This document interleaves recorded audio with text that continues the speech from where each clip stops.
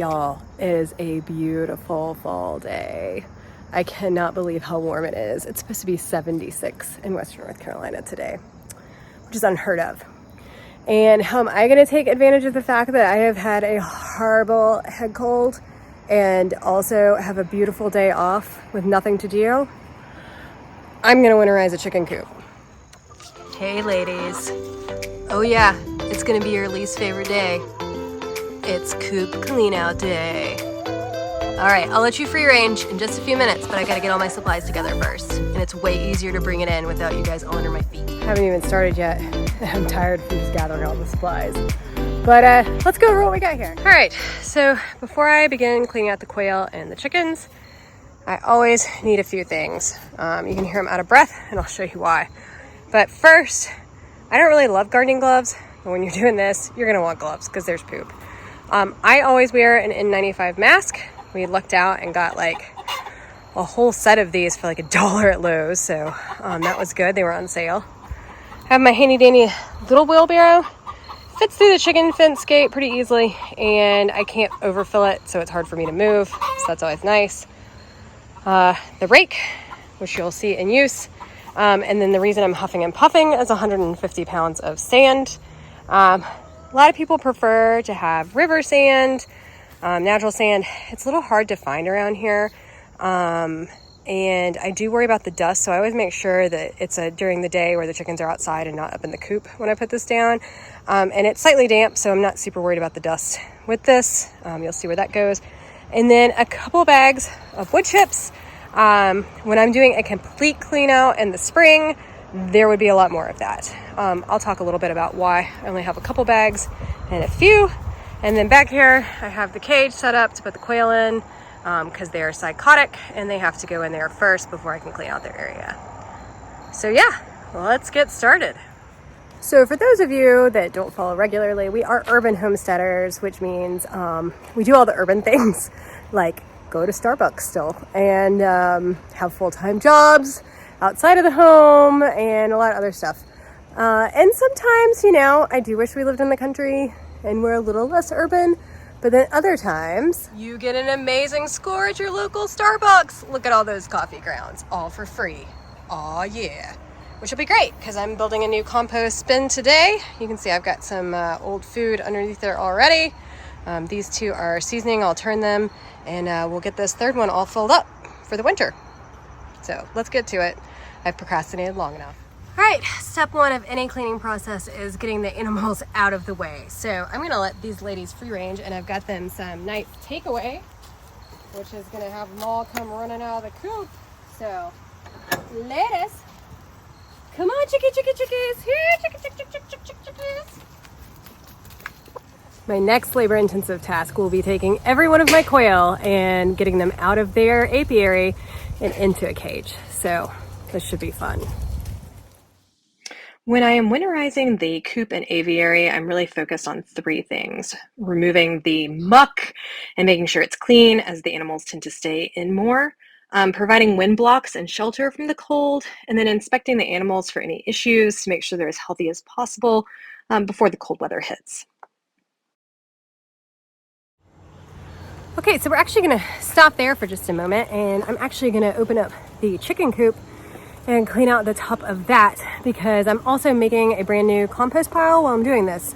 So now that I have a good layer of wood chips down, I've put a layer of coffee, and now I'm going to go grab a layer of the eau de chicken, aka chicken shit. And we'll do a layer of that, then I'll cover it with more wood chips from the quail, more coffee, more poop, and we'll get both of them cleaned out at the same time. Don't worry about the little quailies. You might have seen I poured sand in there.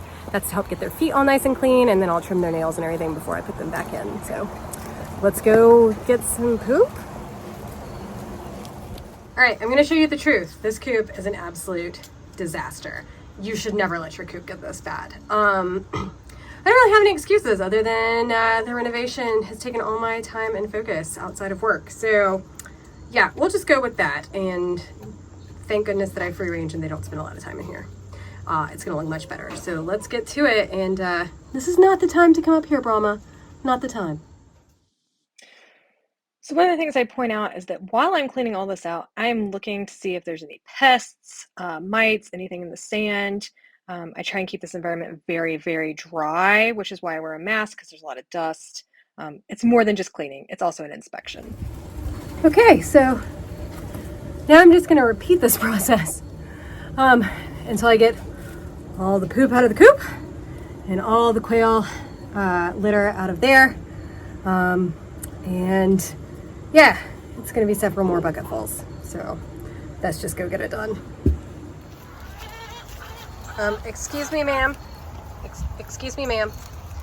I need to talk to you about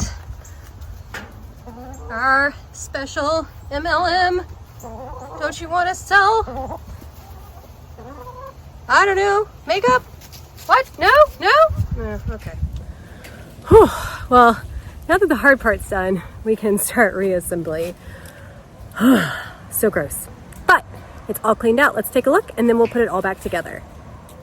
I actually don't mind that the chickens are all up in the quail area right now. I encourage them to go in there because unlike the quail, chickens will dig and they go through there and they get any mealworms that may be in there or other bugs that the quail can't get to underneath everything because they just won't dig for them. They're just smaller. So I'm letting them kind of do a clean out while I finish the coop, and then I'll take all of these, wipe all these bricks down and reassemble all their little hidey holes. I'll also need to find a couple cardboard boxes that I'll cut holes into so they have shelter in the winter that they won't use. That's right, that's purely a me thing. I like them to have shelter outside of their little pots. And no matter how cold it is, I come down here and they don't use it. But I feel better knowing they have it. So we'll add that at the end. Love the mask wrinkles, but enough break time, got some water, time to put it back together, and then we'll finish up the coop too. Let's go. Okay, so everything is cleaned out of here, all the way down to the wire that we have in the bottom to keep predators from coming in. We have a new water and food station, little stairs, and don't ask me why they like these concrete blocks so much. They just like little hidey holes. So now I'm going to put in very fresh, fluffy wood chips and all their infrastructure. So their feeder and water are soaking in soap with a tiny little bit of bleach, so it's all clean and fresh. So we'll go ahead and get the rest of it set up. All right, we are all set to put the quailies back. They have fresh food and water, a nice new sand bath, lots of clean, deep litter, and when it gets cold next week, I'll add some boxes. And when I go through the garden this evening, we'll see what little munchies we can give them. But let's get these boys back in here. Well, 2 boys and a bunch of girls.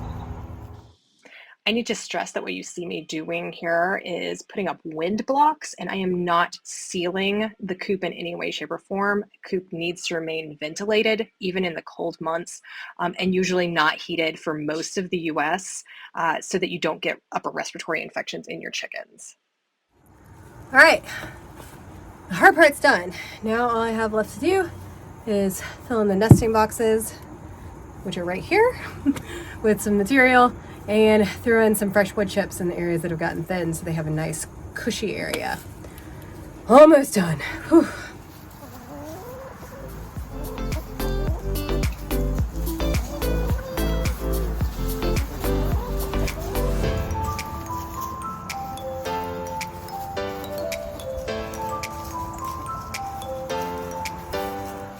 Well, other than getting completely caught on the door, we're done. Let's go take a look. All right, so we've got all fresh nesting box material. We've got the head chicken, checking it out, making sure it's good for everybody.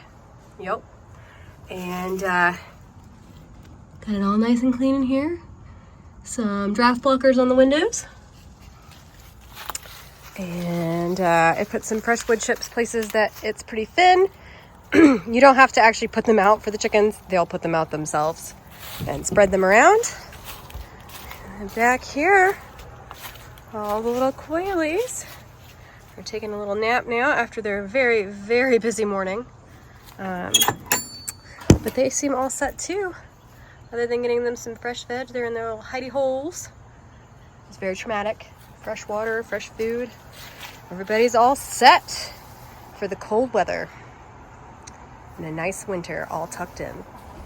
I would love to hear more about how you winterize your coops and keep them clean. I'm sure there's a lot I can learn from everyone as well, but this is what works for us and has for several years. So I hope you enjoyed, and maybe you got something that you can use in your coop now too. Thanks for watching, and we'll see you soon. What you ladies doing? Doing some dust bathing? Yeah. Dust bathing in the woods, in the leaves. Pretty good life. My face when I'm 100% done, and I realize I've messed up.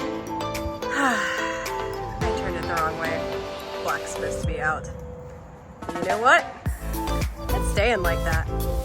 I'm not fixing it now.